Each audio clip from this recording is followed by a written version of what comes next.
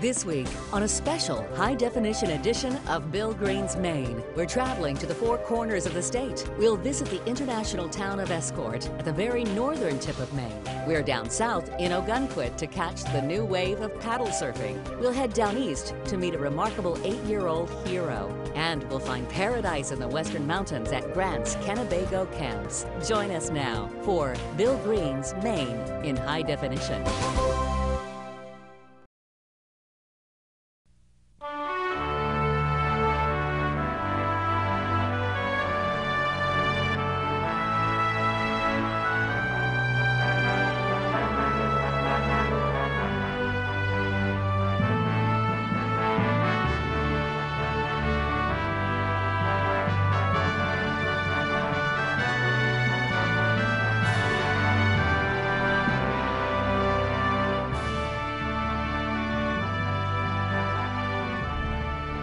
Good evening, everyone, and welcome again to Bill Green's Maine, coming to you tonight in high definition. Tonight we're going to go to the four corners of Maine, north, south, east, and west, and we're going to begin in the south in York County. Now, we don't usually think of Maine as a surfing state. The waves here are generally small, except when the weather's rough, and surfing in the winter can be mighty tough. But there's a new wrinkle that's attracting new people to the sport. It's called paddle surfing, and you don't even need an ocean to do it, although having one helps.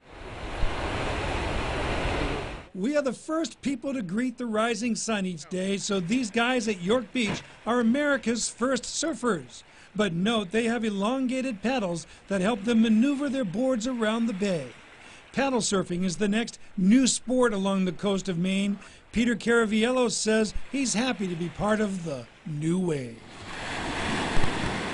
Well, in the summertime, we have pretty much, small waves. It's pretty fickle in the summertime, so getting out on a stand-up paddleboard, which are a lot bigger, gives us the ability to get into those small waves and pretty much surf every day. So it's an excuse to be on the water, which we all want to do. These self-described aquaholics make paddle surfing look effortless.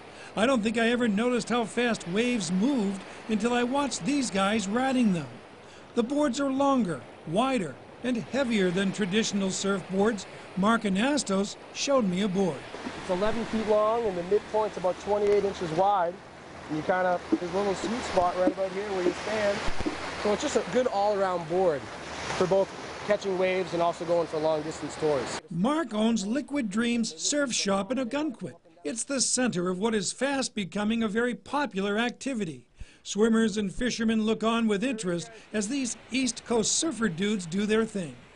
Paddle surfing is more yoga-y or zen-like than traditional surfing. It's just more of a core workout. I mean, the whole time you're balancing, and it looks easy, but you're almost like doing yoga the whole time. So you're balancing, so every muscle in your body is going up. Everyone thinks, oh, the fitness side is the paddle, but it's actually just standing.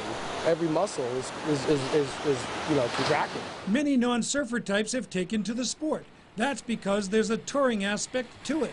You can take your board and your paddle and travel along the coast. Miko Evans of Cape Nettic, a proud surfer, enjoys touring. I just like exploring areas I never go. I go up into the estuary, go up into the streams, get a whole new perspective on things.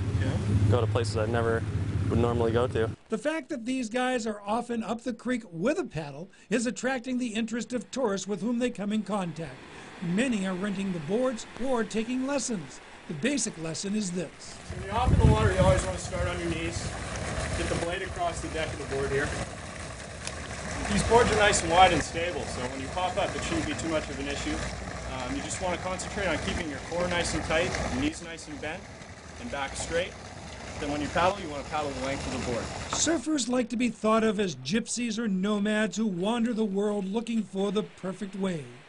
Paddle surfing makes even mild summer days great days to be on the water. And with few wipeouts, it makes this group a bunch of stand-up guys. That looked like a lot of fun, and most of us can use a little more core strength. Now it's time for our trivia question. We were talking about tourists in that piece. How many people from away visit Maine each year? We'll have that answer later on, but first we're going to go down east where we found a big hero in a little package. Stay tuned for more of Bill Green's Maine in high definition.